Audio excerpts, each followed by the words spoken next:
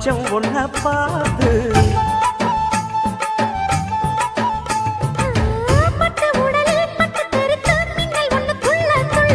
வெக்கம் துடிக்க விளக்கணைக்க ஜன்னல் கண்ணை மூடிக்கொள்ள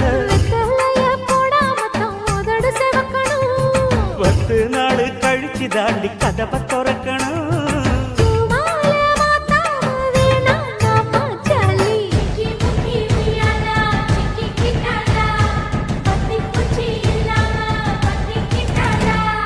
மச்சாங்கிட்ட முந்தானைய தந்து வப்பாளா